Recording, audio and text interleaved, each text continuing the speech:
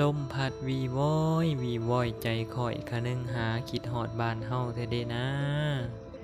ตอนแรงๆของสวงคำๆประมาณ4โมง5โมงพาทุกคนมาหาเลาะเบิงแคมป์ของอยู่ประเทศลาวเฮาเองนี่ล่ะเนาะพี่น้องพังไทยหรือว่ารุ่นอ้ายรุ่นเอื้อยอยู่ฝั่งไทยเฮากะผู้ที่ยังบ่ทันได้ข้ามมาเลยว่ายังบ่ทันได้เคยเห็นก็รับส้มเบิ่งไปนำกันเด้อทุกคนเด้อกะสิมาถ่ายคร่าวๆให้เบิ่งอันนี้ก็เป็นอยู่ฝั่งลาวฝั่งนี้เนาะเพิ่นกำลังเฮ็ดก่อสร้างก็รอท่าเบิ่งนำกันอนาคตว่าเพิ่นสิเฮ็ดหยังเฮาก็ยังบ่ฮู้คือกันได้เฮาก็เอามาอาศัยอยู่บ้านเพิ่นคือกันเฮาก็ได้เนาะมาหำมาเรียนมาเขียนมาอ่านศึกษาเอาความรู้เฮาเป็นคนมาแต่บ้านนอกบ้านนาพุ่นละมาเรียนอยู่ในเวียงนี่ก็ได้ปีนี้ก็มาได้ปีที่2แล้วเนาะสมัยแต่คราวตะกี้ก็มาแต่สมัยยังน้อยเรียนจบม.ปลายแล้วกลับเมื่อบ้านมาต่อวิทยาลัยไหมทุกคนเอ้ยเป็นจังไดรุ่นอ้ายรุ่นเอ้ยผู้เบิ่งอยู่ในเรียนจบแล้วบ่หรือว่าจังไดเนาะเพิ่นก็สิเฮ็ดยาวไปฮอดพุ่นยามมื้อแลงก็สิมีคนมาย่างออกกำลังกายหลายม่วนๆเด้อทุกคนเอ้ยมันบ่ทันได้ค่ำแฮงปานใดส่วนนี้ก็ประมาณสิฮอด5โมงแล้วเนาะ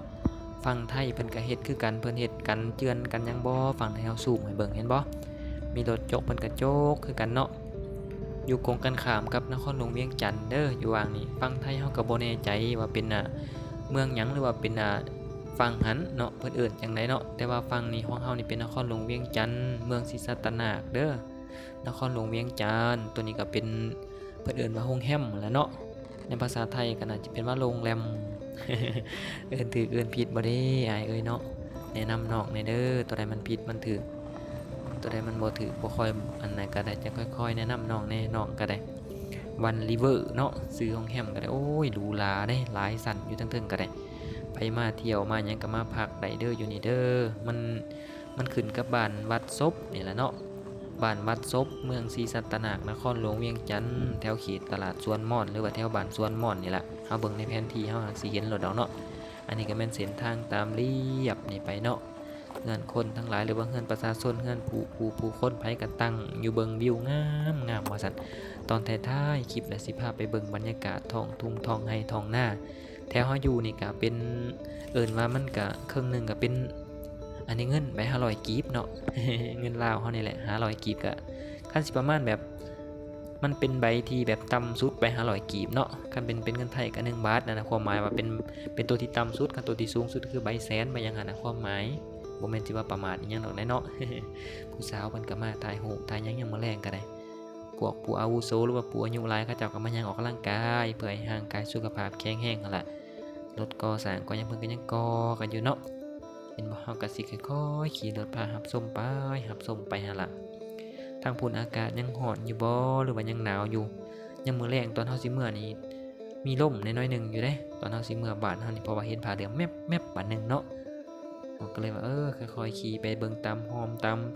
ซอยต่างๆตัวนี้ก็เป็นซอยในหมู่บ้านเนาะเฮาก็ขี่รถเข้าไปมันก็สิสอดไปทางใหญ่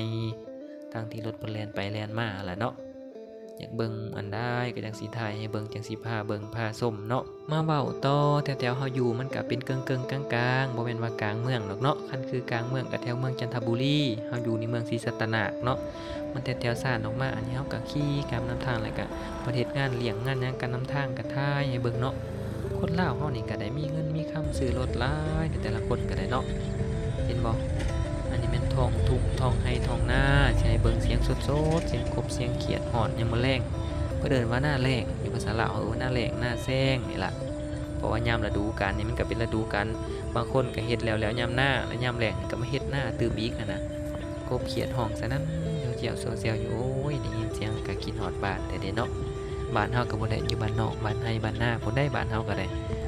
ทุกคนเด้อยู่ไสแหน่เด้ทำการทำงานอยู่เนาะขอจบแต่เพียงเท่านี้เด้อขอบใจ